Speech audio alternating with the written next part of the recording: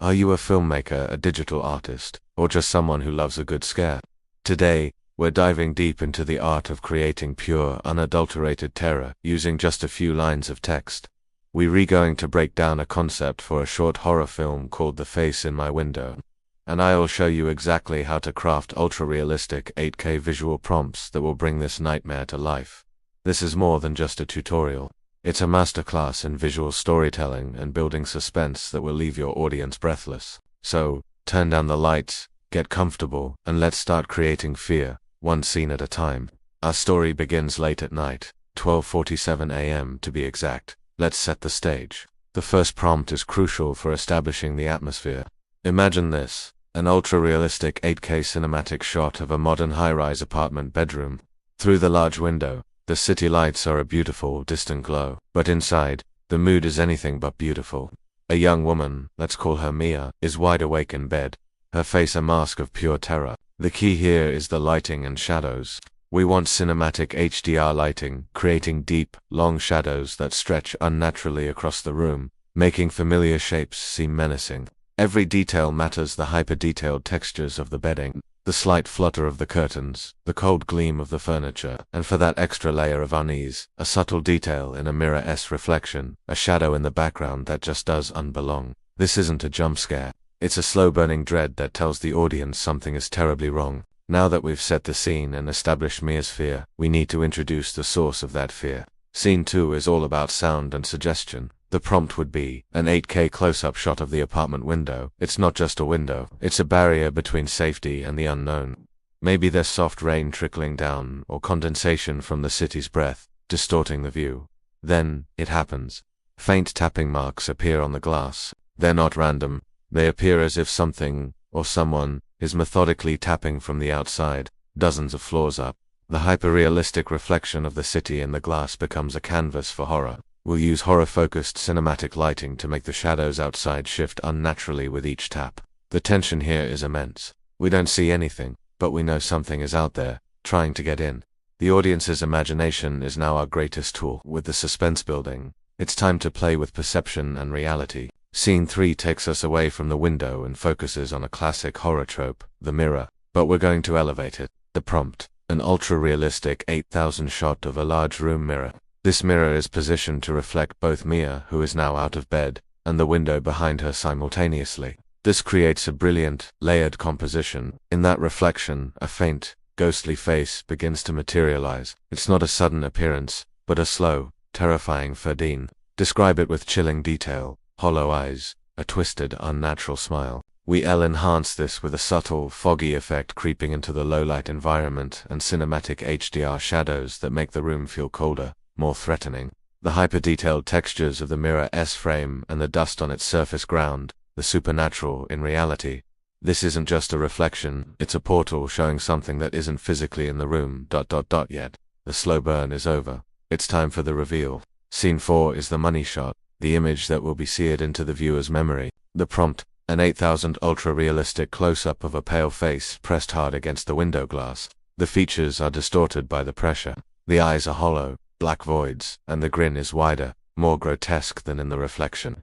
City lights reflect off the glass, illuminating the horrifying detail of its hyper-realistic skin texture. Is it even skin? We'll add a subtle motion blur, suggesting it's not static but alive, maybe shifting its head slightly. And here's the genius part. In the reflection on the window itself, we see Mia's horrified reaction. This dual perspective is incredibly powerful. We're seeing the monster and the victim's terror in the very same frame, creating a claustrophobic, inescapable nightmare. This is the moment the audience has been dreading, and we deliver it with chilling clarity. How do you escalate the terror when you've already shown the monster?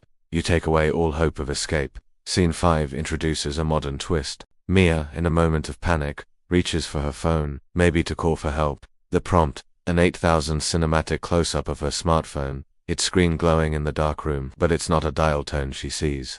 It's a text message, seemingly from an unknown number, that says, "Don't open the blinds." It's a cruel, taunting warning.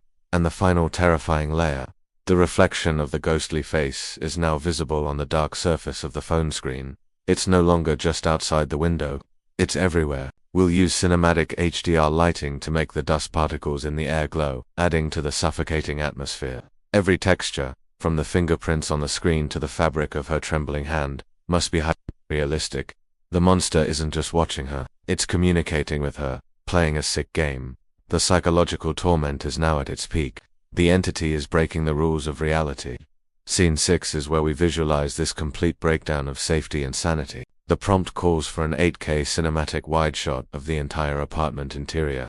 Mia is small in the frame, crouching in a corner, completely vulnerable, and the horror, every reflective surface, the windows, the mirrors, the glass on a picture frame, even the glossy finish on the television reflects the same twisted face, multiple times.